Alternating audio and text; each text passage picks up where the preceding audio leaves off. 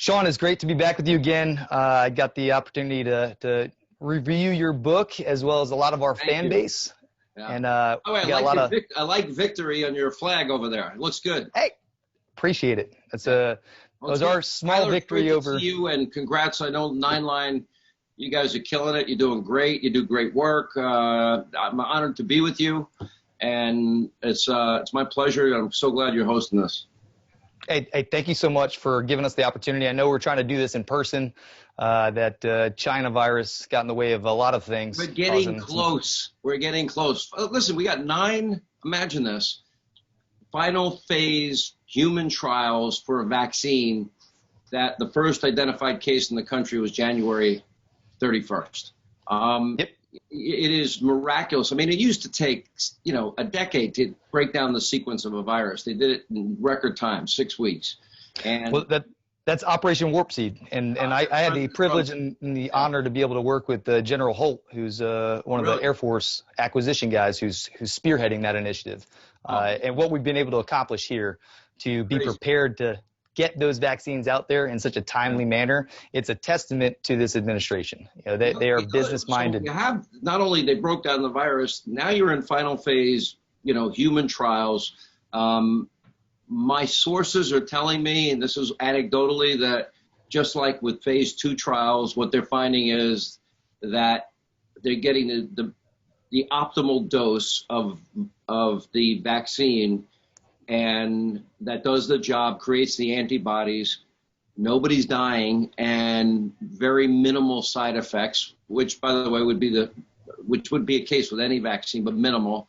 So based on what I've heard, I'm very encouraged. You got 9 separate companies doing it, and they're all, battling. It's a healthy competition. They're all trying to be the best. And then what's really good is the president has already established the means of mass production. Obviously, those most vulnerable will have the first opportunity to be able to, something happened on my screen here. I'm not exactly sure what. They would have the opportunity to get the vaccine first and be able to take care of them and then make it available. By the way, I am not a mandatory vaccine guy. I'm not saying anybody has to take it, but here's the science. Here's what we've got. Look at what we did. These are the tests we put it through. And then people make informed decisions with their doctors.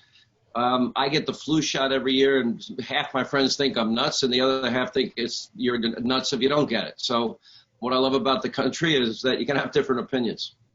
Yeah, the whole idea of that social responsibility, and whatever we have to do to return to some sense of normalcy and try to promote the economy once again and bring our job numbers back to where they were, not to the Obama administration average. We're doing better than I ever dreamed at this point, honestly. Tyler, I did not think we'd see the numbers in terms of jobs coming back that we first got anecdotally when we saw May numbers come back in June, and June numbers come back in July, and July numbers come back in August. It looks like every indication is a V-shaped recovery. At one point, they were talking about 25% unemployment, and now we're down to 8.4%. Wow. I mean, it's been a rocky, rough road for everybody. It's been expensive. We're going to have to figure out a way to pay down the debt on this over time. But we've got to put it in some perspective. It's the worst pandemic since 1917 and 18. And, the only thing that bothers me is it gets politicized like everything else does. And, Joe Biden earlier this week, as you know, went out there and just slamming the president. And I was leading on the virus. And I'm like, no, you weren't. You were hiding in your bunker basement, sleeping, drinking hot cocoa, taking a little nappy every day. Reading teleprompters. No, I had the honor and the privilege to be able to speak with Don Jr. earlier this week when he visited Savannah for our rally. And the things that you're speaking on are the things that we discussed, which is, the jobs. It's about the economy, stupid. And that's what everyone's forgetting. You can politicize everything. You can shut down the economy. Tyler, New York and California. Bigger than the economy. I mean, I actually think, and this is the whole premise of live free or die, I think it's capitalism. This is the most radical ticket in the history of any major political party. I mean, let's look at it this way. Kamala Harris is more left-wing than Bolshevik Bernie. Joe Biden signed the Bolshevik Bernie Biden manifesto. It's 110 pages. It is a who's who wish list in socialism. This is about capitalism, which of course is risk and reward and invention and innovation. And, you know, this capitalist system has created a standard of living, created more wealth than any other governmental system designed by man. Capitalism has advanced the human condition, and we have helped the entire world through our invention and innovation, only through risk and reward. And what they're embracing is, okay, everything's going to be free. You're going to get free guaranteed pre-K through college education, free student loan forgiveness. You're going to get government guaranteed job, government guaranteed wage, government guaranteed vacation, government guaranteed healthy food, government guaranteed health care, government guaranteed retirement. You know, and I'm like listening to this, and you're going to do all of it while simultaneously taking us off the lifeblood of the world's economy, which is fossil fuels and coal and oil and gas. And Joe did say, he's lying, you know, that he's going to eliminate fracking, which will kill jobs in places like. He absolutely did. You know, yeah, and we both know nothing in life is free, and we both know that every action has a consequence. And, you know, our fan base really enjoyed your book. We have shipped out hundreds of books from our location, and I've gotten a lot of feedback and a lot of questions. And the first question that we got from one of your fans is exactly on this topic. So if you don't mind, I'm just going to read what Barbara Young from Oklahoma City had written us in hopes that I could ask you this question. It's completely on topic. So your book talks about how the reelection of President Trump is the single most significant factor remaining in a free country. Would you instead share more about your thoughts on the attacks from socialist Marxists that are also happening in local events of government? Do you agree that those attacks, if unchecked, find their way into our backyards even more quickly than at a federal level? Yeah, I mean, you know, just to finish the thought, because I think it goes right into Barbara's question, is that, you know, when I say everything, capitalism versus socialism, open borders, amnesty, the United Sanctuary States of America versus secure borders, when I say energy independence, which Donald Trump has now, the United States is energy independent for the first time in 75 years. And we are now the world's #1 producer of energy. Wow, that is on the ballot, because while they're offering everything for free, they're saying no fossil fuels in 15 years. That will destroy millions of high-paying career jobs for Americans. The promises are false. You know, look, let's grade government. Barbara, look at these cities that we watch on TV every night and we try and show you.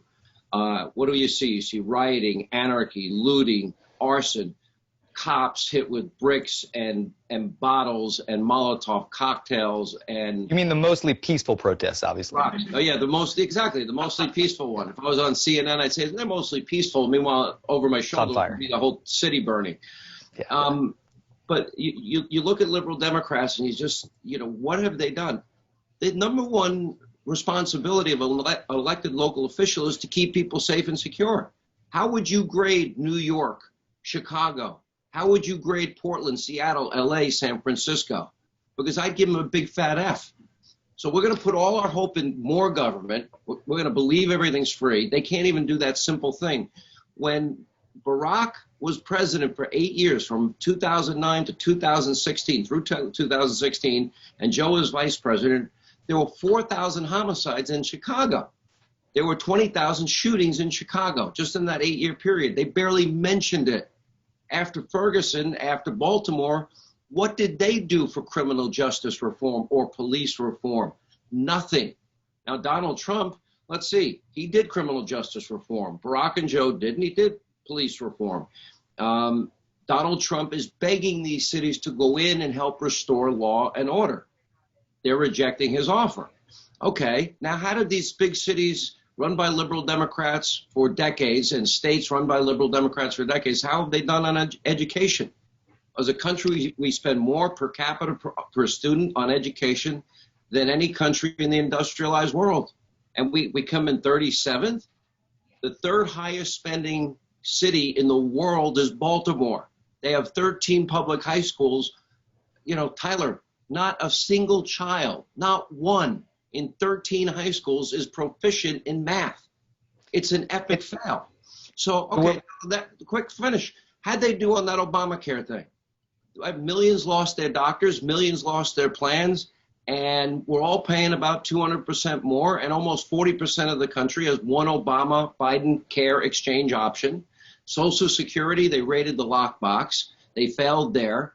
So why would anybody, to just bring this all together, if they can't keep our cities safe, they can't educate our kids, why are you going to believe that they're going to provide this cradle-to-grave, womb-to-the-tomb utopia? Because everywhere we've heard these promises before, and that's, I literally have chapter 3, which is the Democratic 2020 agenda, fantasy land, I call it, and it's followed by chapter 4, socialism and its history of failure. You look throughout history and you look at the carnage of socialism. I don't care what name it's given, what country it's been. If it's, you know, Mao and the revolution, tens of millions died of starvation. If it's, you know, the Bolsheviks and later the Soviet Union, they couldn't even produce enough wheat once the, quote, revolution happened there. They're satellite states, Hungary, Bulgaria, Czechoslovakia, Yugoslavia, East Germany. They lived in squalor and poverty. More recently, Cuba, murdering Castro brother dictators that they were, creating poverty. More recently, even Venezuela or Nicaragua and the Sandinistas and Daniel Ortega. You name it, it fails. So, Barbara, the long answer I gave you, but the short answer is this. These policies will fail, and it will destroy the greatest wealth opportunity society ever designed by man. That's what's in play in just 46 days. Yeah, it definitely is, and it kind of plays into this actually beautifully, this next question that I have from Billy C. in New York City, in your backyard, which is a perfect example of where the Democrats would like us to go, to this utopian society where no one has to work, where everyone is equal, but we all know it becomes kind of this socialist, which becomes almost a fascist type regime where you have the people in power that are telling you to do one thing, like wear a mask, maybe, and then doing another. But this one goes to your backyard, Nancy which is Pelosi opening up the salon. Yeah, her hair looks that nice. Great. Yeah. Well, they asked, Billy asked, with the city deteriorating under Mayor de Blasio, and with the defunding of the NYPD. Tell Billy he's got to get it right. It's Comrade de Blasio. Sorry, Comrade de Blasio, and the defunding of the NYPD. What do you think will be the cure for this ailing city? You know, obviously we've proven once that that New York can recover. We've proven that New York law and order and safety can be restored. The guy that did it is Rudolph Giuliani. Absolutely. Interestingly, he's got a son who happens to be a friend of mine who's 34 years old, that apparently is thinking of running. And if in fact he decides to run, I would wholeheartedly support him because he would implement the same policies that have been abandoned, that were adopted first by his father. And I think it would probably be very easy to do because the first thing he would do is restore funding for the NYPD. Second thing he would do is he'd reestablish the street crime task force. Those are the guys that are on the front lines of, you know, being out there with the people and keeping the streets safe. So we'll see if he runs. But, you know, who would you ever want to run in this environment? No, it obviously you and I have mutual friends, and former police commissioner Bertie Carrick and I speak on a regular basis about this. You know, I have very close relationships. Andrew Giuliani. If under that leadership, the mayor worked hand in hand with a police commissioner, and they showed unity, and they had a plan, and they took action to protect the citizens, I would take my family back to New York City to visit. But instead, I'm from that area. I'm from Connecticut. My family, my friends are leaving in droves, and they're coming to Savannah, Georgia, and they're coming to places that care about law and order. One of my favorite little cities. I'm telling you, what is it, Tybee Island, Savannah? Absolutely. Defusky, Savannah, many yeah. times. When I used to live in Atlanta, I'd go down there, have a great time.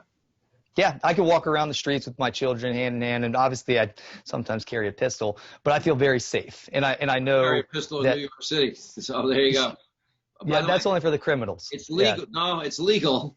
I do have concealed carry, and I am a big gun safety person, as you know. Absolutely. But I've been trained in the use of a firearm. I wish I didn't have to ever carry, to be honest. But you're right. You know, it's a lot safer in Savannah, Georgia, and Tybee Island than it is, you know, in New York City today. It's dangerous out here. Well, there's a mutual respect. In L.A., for instance, those 2 officers who were shot, you know, where is the outcry that you have police officers being assassinated? This was more than a shooting. This was an attempted assassination. And if it's left unchecked, and there's not a citywide, nationwide manhunt to crack down on these individuals, they get more emboldened. And as we say that looters, maybe they needed that flat screen TV, we shouldn't charge them with a crime.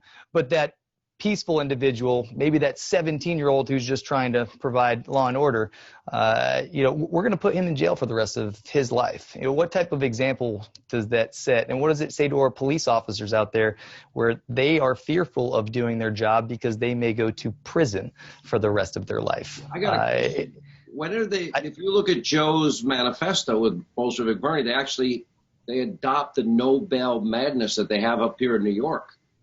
And, you know, you mentioned 2 guys, Rudy Giuliani and Bernie Kerik, both heroes on 9/11. Both of them came very close to losing their lives that day. Both of them. Because they went right down to ground zero. And they were there when I think it was the second tower came tumbling down, barely survived. And, you know, these no bail policies, they were literally having anarchists out on the streets of New York. Police would do their job. They'd arrest them. Within an hour or 2, they're back out on the street, joining their comrades in arms. And, you know, it's just very, very dangerous. These streets have gotten, you know, the inmates are running the asylum. And, you know, when do we hold Kamala Harris responsible for her support of a $150 million cut to the LAPD? You know, Joe Biden, how does he get away with saying police become the enemy and saying, of course, he'd redirect funds away from the police? Or any other of the irresponsible comments of Democrats? Well, to your point, it is about, for him, he'll say exactly what he believes everyone wants to hear. And he'll change his narrative and he'll change his story. So police officers are heroes in the beginning of COVID. You know, the first responders, we should honor them. And then one incident by one bad actor turns them into zeros, turns them into you know, bad human beings. And when you set that precedent as a leader, you know, you're encouraging your fan base to go and take action, and they should be held accountable for these riots. For example, if you look at sanctuary, they support sanctuary cities. Kamala Harris supports sanctuary states.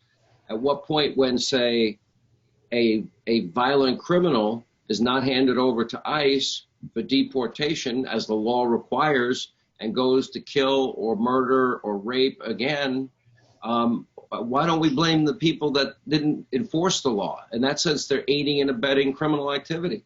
You or I did it, guess what? We'd be in jail. There's a double standard. Yeah. It should be criminal to think about reducing the already underfunded organizations like police officers. Here in Savannah, Georgia, these guys are making minimal salaries, and it's a shame. And they're out there risking their life every day, and they're being shot at and they're being killed. And these guys need more training. I spent most of my time in special operations. They gave us the best equipment, the best training, and we were asked to do some of the most ungodly things. Fly to this foreign country you're not supposed to be at and get rid of these bad guys. I couldn't have done it with the amount of training and the amount of money and the resources that were provided. And we're basically asking police officers to do more with significantly less. You know, don't you know where the reduction in funds goes to? That's their training. And if you want police officers to know the law, then maybe educate them better. Maybe enforce more training about the legalities of how to pull over someone, how to de-escalate a situation. Because, you know, as a commander in a foreign country where I'm not supposed to be there, I have to make friends. I have to adapt and overcome, and I have to be emotionally intelligent, but I also have to know the laws, the rules, regulations. So they invest in that training in me. We need to invest in that training for our police officers. If you want them to de-escalate situations, teach them how to do that. If you want them to use less than lethal force, provide them better, less than lethal options. And then when they have to use lethal force, don't turn them into the criminal. They're not the criminals. Take the George Floyd case, for example, right? Here you have a guy, and you're training. You know, I'm a student of martial arts, and I've been training for 7 years. I do it an hour and a half a day, 4 or 5 days a week. You know, by the way, I have literally, my hands are mangled at this point from, we do real situational fighting. I'm an old person that actually gets hit and fights and throws punches, knees, kicks. You know, we do situational defensive techniques. It takes a long time, but as part of my training, it's a combination of an eclectic blend of arts: Krav Maga, Kempo, Japanese Jiu-Jitsu, boxing, street fighting. It includes situational defense. It includes, you know, we do stick training and firearm training and blade training. You know, we do a lot of repetition. But, you know, if you look at a guy like George Floyd, what really frustrates me about that case is the lack of training. The guy was in handcuffs. The most vulnerable part of the human anatomy, as you know, is one's neck. You know, we practice targeted self-defense strikes. One of them would be, if I were to, you know, strike, I would try to get the bottom of your jaw and come in and, you know, just hit your carotid. If I hit it, brachial plexus. Okay, if I hit it and it will stop for just a fraction of a second, the blood flow. You have two of them coming up, one on each side of your neck. If I hit it the way I've been trained, that person will drop. They'll try and stand up, and they'll probably fall down again. And it is just a defensive technique. I would never use it offensively. You know, there's certain things when we're training with each other that we don't do. If I put you in a rear naked choke and I lock you up and I have it literally here, you'll pass out in about 12 seconds. Yep. Right? Okay. So, but what frustrates me is the guy was in handcuffs. He's going after the most vulnerable part of the human anatomy. The guy is saying, "Please, sir, I can't breathe." He's in full compliance at that moment. All aggressive activities should stop. Now, if you want more compliance, you could literally, he's in handcuffs. He can't stop you. I could take 2 fingers, manipulate them, and the next thing he's going to do, okay. How easy is that to do without even breaking fingers? I'm not going to break the guy's fingers. It's simple to do. Yep. It was a far better way to do it that would have de-escalated the whole thing. And he knows that it is so painful to do that, or you just, you know, take somebody's wrist, you put them in a wrist cloth. So many different things that they could do, non-lethal. Also, we've got to find non-lethal weaponry. I've been talking about I found a company, and I'm just a customer. I've become friends with them, where they sell these non-lethal. It looks like a gun, although they have. It looks just like a pistol, and it's called Byrna, B-Y-R-N-A, and you can't even get a pink one. You can get a yellow one. You can get an orange one. You know, let people know it's not a real gun. But the bottom line is, and you get a laser on it if you're not used to shooting. You just turn the laser on. You can't miss if you have a laser on. But from 30 feet out, easily, I can hit you with these projectiles that they produce that have 2 pepper sprays and a tear gas canister. It hits, it explodes, it incapacitates. Worst case scenario, you make a mistake.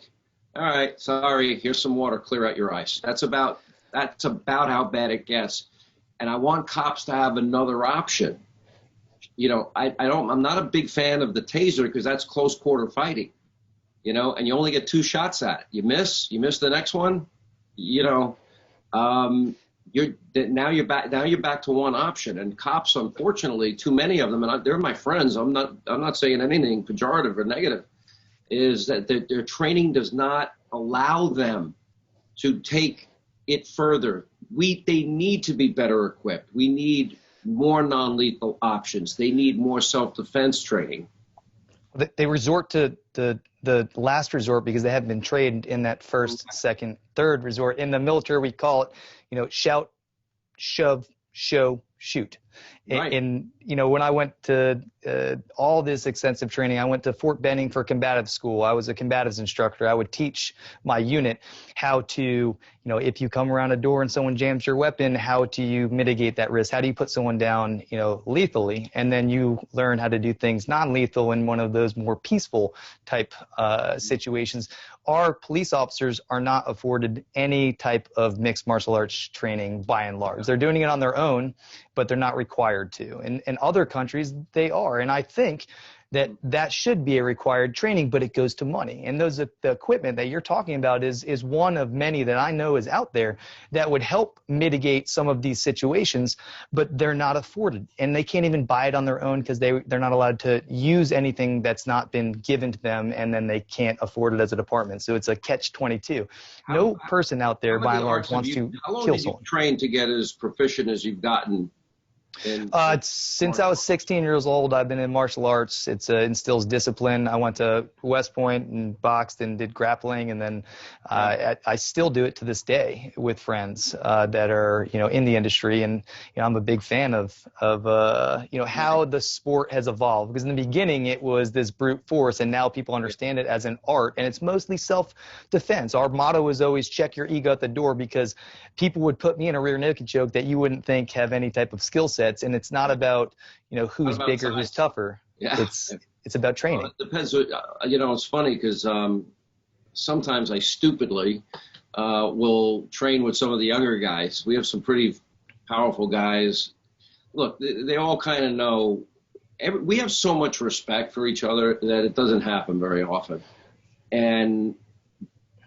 But it's kind of like, you have to respect your training partners, right? So they know, okay, I'm 50. The guy, Hannity's 58 years old. He's very skilled, but you're 40 and you're built like a tank, and you've been training for 20 years. Hannity's only been at it 7, right? But what I find is it's just the opposite. I mean, we respect the tap. We're not out to break things. We're just out, I might show a strike, but I'm not going to make the strike. In other words, so it's been really, for me, it's been something that's become a true passion. And, I think when people get around it and they see the violence of action at the end, and you understand that it's an art, and it's the people who are doing it, and the trainers, they're instilling not only this confidence in someone that they can potentially disarm someone who has a knife, who has a gun. I've been stabbed. It's not fun. I do knife fighting because I don't want to be stabbed again. It hurt the first time. Here's a funny moment, Tyler. You're like this. So one day I'm on radio and I'm explaining that I would prefer personally, and we do stick, blade, and firearm training, okay? We'd situational. Like, for example, if a guy is, this close to me, and the gun, he's sticking it in my face, and say the distance is like here. It's in my face. I'm like this. I'm going to go offline, strip the gun, break his finger, literally strip it, step back, tap, rack, and I'll put a 4/3, right? Or if, let's say, somebody comes up to me and he's pushing it into my back, I'll try to lean in a little bit. I'll come back this way, right? I'll get the gun offline, grab the gun, break his finger, push it back, strip it, step back, I'll tap it, I'll rack it, I'll put it a 4/3. Or if it's at my forehead, somebody says, okay, first thing you want to do is duck, grab the barrel of the gun, push it backwards, again, break his finger, jam it into his chest, strip the weapon, step back, tap it, rack it, 4/3. Now, the only reason I can explain it that way is because we do it that often. I would rather deal with that gun thinking at close quarters, not at any distance, than a blade at close quarters in the hands of somebody that knows how to use a blade, deadly, and much harder to battle against, right? Yeah, you're gonna get cut. I got lacerations on my hand. I've got, but you learn that you're going to mitigate that risk, and you have the opportunity to train with obviously some of the most advanced practitioners, and you do it on a regular basis. I flew helicopters on a regular basis when I was in 160th, and I'm actually going to go flying tomorrow, but I'm going to have a co-pilot because I haven't gone in a couple of years, and I'm not as proficient. And if you take away that funding, you're taking away the training, 100%. And you're putting our officers more at risk, and you're actually putting the populace more at risk. If you can train individuals better on how to de-escalate, and people made fun of me for saying that I'd rather go up close quarter against the firearm than the blade. Now, I don't know about you. Now that I'm explaining it, I'm talking about really close quarter. Which one would you rather go up against? Because a blade in the hands of somebody that knows how to use it, I don't care if you're doing, patterns, whatever it happens to be, it's hard. Yeah, I would definitely not like to be stabbed again. And if you see the person kind of holding it in a certain way as opposed to a different way, stripping it, right? What if you get stripped? It's much easier to strip when someone's holding it this way than when they have it here. The first thing you do is you defang, right? Yep. So that's when you usually know you really don't want to be in that situation. Luckily, I always carry a knife and a pistol. So I could try to match it. The other thing too is like we're talking about this, and I love I can talk about this all day. But one of the things I say to people, they will ask me all the time, Hannity, we know you like guns. Which one should I get? Should I get an AR? Should I get an AK? And I'm like, okay, they don't know anything about guns. What I'd say is, go down to your local gun store, talk to them, find an instructor, talk to them, explain what is your desire for a gun for? Is it for self-defense? Probably the best thing you can get is a shotgun, right? That's probably the simplest, easiest. You don't have to practice all the time. You get one with a light on it and have it next to your bed if you can have it there. If you, like me, I'm more of a pistol guy myself. But then I said, just shoot the guns. Most gun stores will let you, test fire a lot of different models. And more importantly, learn gun safety and take the time to learn, because everybody I know that likes firearms, from hunters, just people that do it for sport, people do it for self-defense, they're more than glad to tell you everything they know about firearms and teach you. Once you learn the safety methods, it's not that complicated, but there are very important things you need to learn. What happens if your gun jams? Always keep it downrange, never point it at anybody. Make sure if you're going to show somebody your gun, you drop your clip, you clean the chamber, you visually check to clean the chamber's clean, you double check, really, because you don't want an accident to ever happen. And if you follow the training methods to the book, nobody's going to get hurt. You wouldn't want. And by and large, most people in America are gun toting, have gone through that training. And those who are thinking about doing it, they might want to accelerate that training, because if the election doesn't go the way that we need it to, Beto O'Rourke is going to take not just your ARs. He's going to try to take all your weapons. We'll be like Australia, this mandatory buyback. I was talking about a mandatory buyback. I think all of that will be a real possibility, which is scary. I mean, I got like $100,000 worth of weapons, but I'd rather have the weapons. So I don't want you to buy them from me. I want to keep them. I feel like that's my right. Well, the right of the people to keep and bear arms shall not be infringed is pretty darn clear to me. Yes, somehow it's become interpretive. And I know that you have to interpret some things in the Constitution, but when it's painted out black and white as a very solid second bullet point, that's something that we just can move on from that debate. It's a lot of these other debates that we're having that I know that they're distractions. And I know, your book and, recently read Don Jr.'s book about liberal privilege. They point out, and most recently about Joe Biden, which was interesting reads. They point out, how we have become so disenfranchised as a country that we're just reading the headlines and we're going with what people are putting out there, that you don't need your ARs, we'll just get rid of those. Somehow interpretive to what the statute of limitation is with having sex with children. I would never imagine in my life that we would have a debate about pedophilia, and it's somehow become a debate within this liberal architects of what kind of country are you trying to shape for my children? They have no weapons, but you're allowed to molest them? Tyler, I just don't get it. Is a great country. I know maybe it's not fashionable. We are a great people. We're a people, our founding document, our declaration. We talk about being, we hold these truths to be self-evident, that all men are created equal, endowed by the thing, the thing, the thing. No, the thing being God, the creator of everything. We're endowed by our creator. There's a lot of meaning in that. It means that Our rights are God-given. They're divine. They're not created. Our rights are not given by man. And the second most important thing that we've got to realize, I believe, that we're all created by the same God. Every person, every race, every creed, color, background. And if you believe that, with our belief that we're endowed by our Creator, the most important thing is, in a free society, we're all given talent from God. The only way you're going to find that talent is if you live in a neighborhood that is safe and secure, that you get an education that literally brings the best out of, I call our kids our national treasure, right? We got to protect our children. And there's always going to be good and evil in the world. People make choices. You know, we choose to be good people. We're not a perfect people. There's no perfect people. But to become a more perfect union, the beauty of our constitutional republic is that we can right wrongs, we can correct injustices, we can strive towards a more perfect union. And the way we do it is through the constitutional process. We have co-equal branches of government, checks and balances that liberals want to get rid of. And all of this is on the ballot in just 46 days. And you talk about our Second Amendment, that's on the ballot. Higher taxes, lower taxes, that's on the ballot. Foreign policy, do we believe in peace through strength? You know, like Donald Trump, he took out Soleimani. He beat the caliphate in Syria because he let our military do their job, and he took these handcuffs that Biden and Barack put on them off. He supported our war fighters.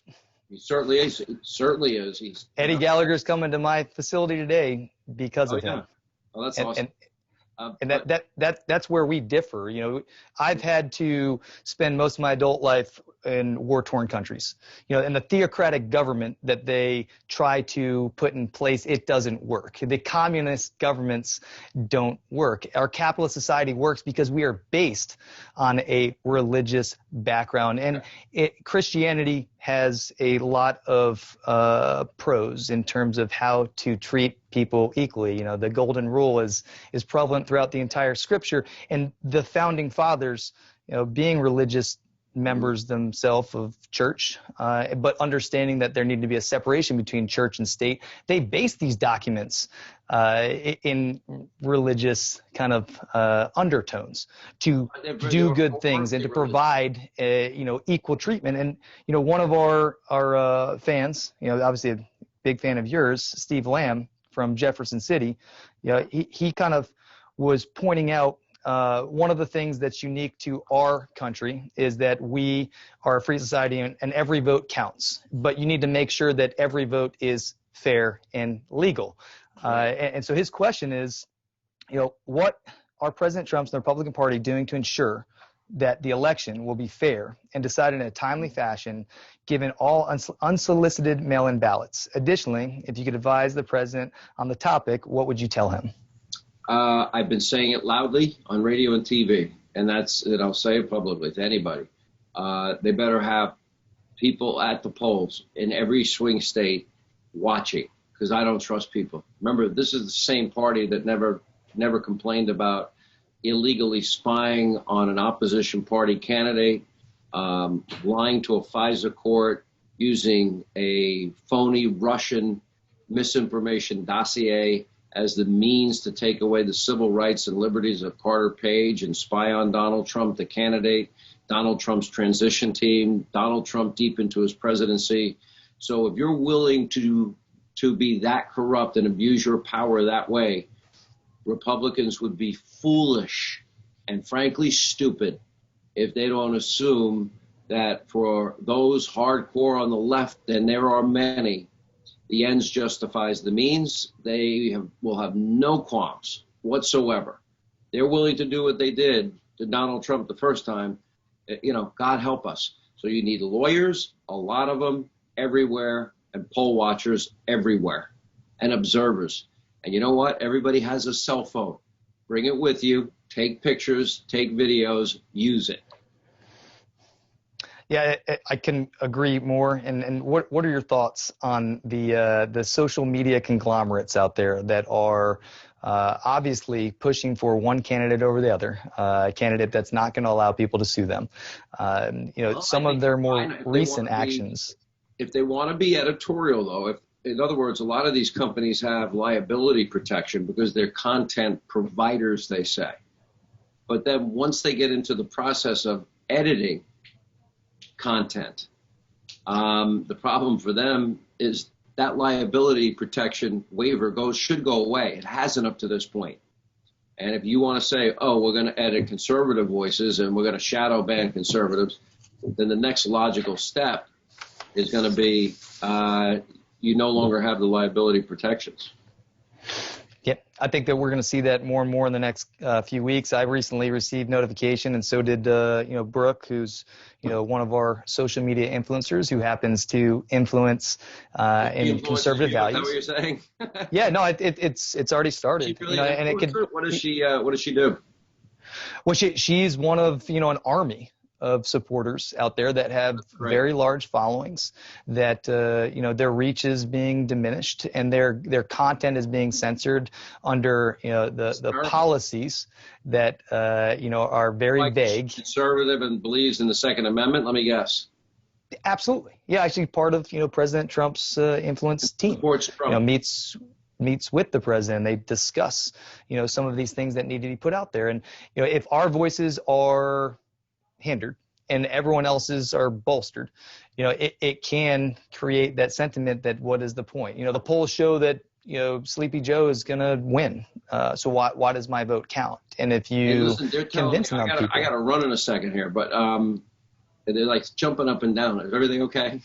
Apparently I have another thing I got to do. But listen, absolutely. I think the world of you guys at Nine Line, you're amazing.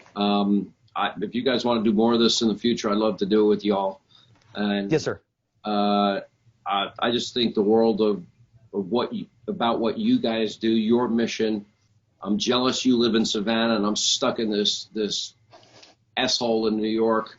But it's inspiring to see people like yourself that hold to the values, that you put your life on the line, you put it all out there to fight for our freedoms. And I'll end with this. The book is Live Free or Die, America and the World on the Brink. Ronald Reagan said, freedom is but one generation away from extinction. 46 days, this country is going to make a decision. It's a tipping point. Let it not be our generation where freedom becomes extinct. Because if the stated policies of Bolshevik Bernie and Joe Biden and their manifesto and Kamala Harris, if they're implemented, it will literally render America unrecognizable. And it will end as socialism has always ended. And that is in failure, broken promises, more poverty, and more misery, and a loss of freedom. And that's my warning to all in 46 days.